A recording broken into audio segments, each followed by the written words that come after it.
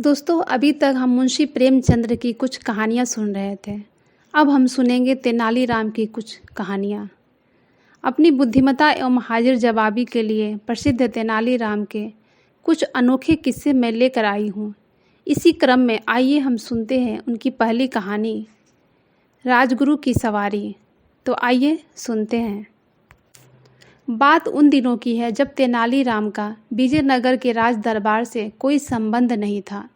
वे किसी भी तरह से महाराज तक अपनी पहुंच बनाना चाह रहे थे, मगर यह आसान नहीं था। इस उद्देश्य की पूर्ति के लिए उन्होंने राजगुरु तक अपनी पहुंच बनवाई और उनकी बहुत सेवा की।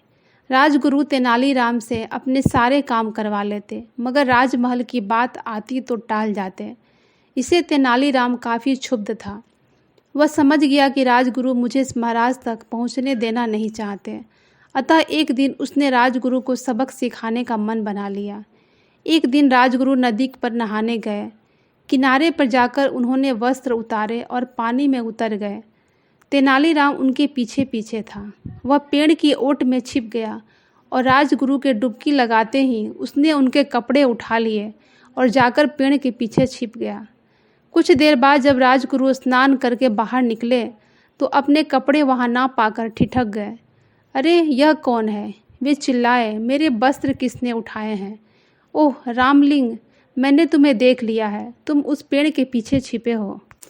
देखो, मजाक छोड़ो और मेरे कपड़े दे दो। मैं तुम्हें महाराज तक अवश्य पहुंचाऊंगा। तेनालीराम का असली नाम रामलिंग ही था। बचपन से लेकर जवानी तक ननिहाल तेनाली में होने के कारण वह तेनाली राम के नाम से प्रसिद्ध हो गया था। आप झूठे हैं राजगुरु, आज तक आप मुझे झूठे दिलासे देते रहे हैं, कहते हुए तेनालीराम बाहर आ गया। इस बार मैं पक्का वादा करता हूँ। ठीक है, तो वादा करें कि मुझे इसी वक्त कंधे पर बैठाकर आप राजमहल लेकर चलेंगे। कंधे पर बैठाकर? राजगुरु क्रोधित होकर बोले। तुम पागल तो नहीं हो गए रामलिंग? हाँ, आपके झूठे आश्वासन पा पाकर मैं पागल ही हो गया हूँ। यदि मेरी शर्त मंजूर हो तो बोले, वरना मैं चला। अरे नहीं नहीं, मुझे तुम्हारी शर्त मंजूर है। हथियार डालते हुए राजगुरु बोले, लाओ मेरे कपड़े दो। तेनालीराम ने उनके कपड़े दे दिए। राजगुरु ने जल्दी जल्दी कपड़े बदले, फिर उसे अपने कंधों पर बैठाकर महल की ओर चल पड़े। जब राजगुरु नगर में पहुँचे तो लोग यह विचित्र दृश्य देखकर हैरान थे। लड़के सीटियाँ और तालियाँ बजाते उनके पीछे पीछे चल रहे थे। चारों ओर शोर शराबा मचा हुआ था। राजगुरु का जुलूस देखो राजगुरु का जुलूस। राजगुरु अपने आप को ऐसा अपमानित महसूस कर रहे थे जैसे भरे बाजार में वे नंगे चल रहे हों। धीरे धीरे ये काफिला राजमहल के करीब पहुंच गया। महाराज अपने कक्ष में विराजमान थे। शोर सुनकर वे बाहर बरामदे में आए, फिर बुर्ज से आकर नीचे का नज़ारा देखने लगे। उन्होंने देखा कि राजगुरु एक व्यक्ति को अपने कंधे पर बैठाए चले आ रहे हैं। लज्जा से उनका सिर झुका हुआ है और शरीर पसीने पसीने हो रहा है। पीछे आते लोग उनका मजाक उड़ा रहे हैं और कंधे पर बैठा व्यक्ति हंस रहा है। राजगुरु का ऐसा अपमान देखकर महाराज को बेहद गुस्सा आया। उन्होंने अपने 2 अंगरक्षकों को हुक्म दिया कि जो व्यक्ति दूसरे के कंधों पर बैठा है उसे नीचे गिरा दो और खूब पिटाई करके छोड़ दो, मगर दूसरे व्यक्ति को सम्मान सहित वापस ले आओ। राजगुरु महाराज को नहीं देख पाए, मगर तेनालीराम ने देख लिया कि उनकी ओर इशारा करके महाराज अपने अंगरक्षकों को कुछ बता रहे हैं। तेनालीराम समझ गया कि दाल में कुछ काला है। वह झट कंधे से उतरा और राजगुरु से क्षमा याचना करके उन्हें अपने कंधे पर उठा लिया। उनकी जय जयकार करने लगा। तभी राजा के अंगरक्षक वहां आ पहुंच गए। उन्होंने राजगुरु को तेनालीराम के कंधे से नीचे गिरा दिया और बुरी तरह उनकी पिटाई करने लगे। बेचारे राजगुरु पीड़ा और अपमान से चीखने लगे। सैनिकों ने उनकी खूब पिटाई की। फिर तेनालीराम से बोले, आइए, आपको महाराज ने बुलाया है। राजगुरु भौचक्के थे कि यह सब क्या हो रहा है। अंगरक्षक तेनालीराम को लेकर राजमहल में महाराज के पास पहुँचे तो उसे देखकर महाराज गुस्से में बोले, यह किसे ले आए? हमने ऊपर वाले की पिटाई करने और नीचे वाले को लाने के लिए कहा था।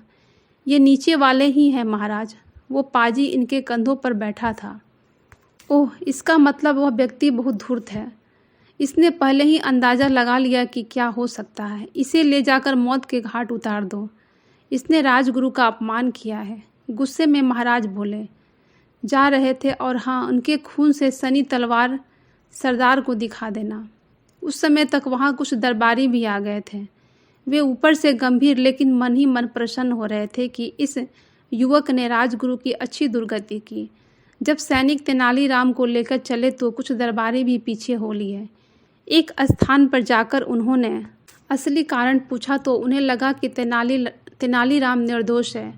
उसे किसी प्रकार राज दरबार में लाया जाए ताकि उन्हें राजगुरु और दूसरे बेईमान दरबारियों को सबक सिखाने का अवसर मिले।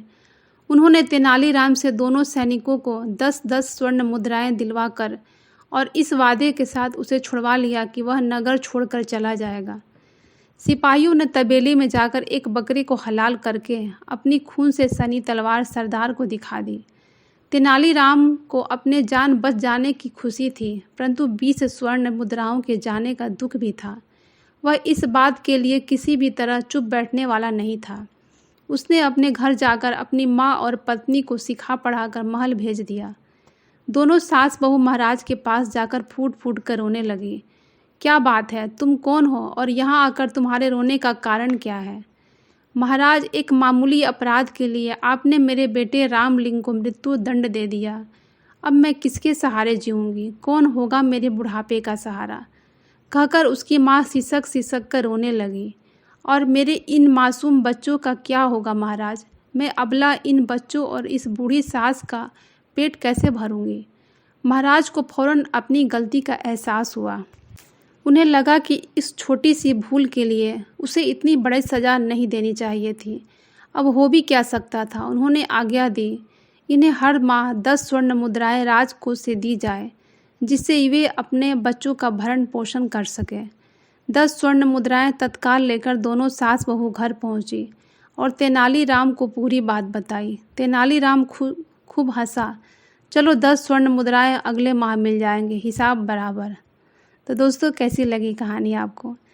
मेरे इस चैनल को लाइक, शेयर एंड सब्सक्राइब मत भूलिए और कहानी सुनने के लिए आपका बहुत बहुत धन्यवाद।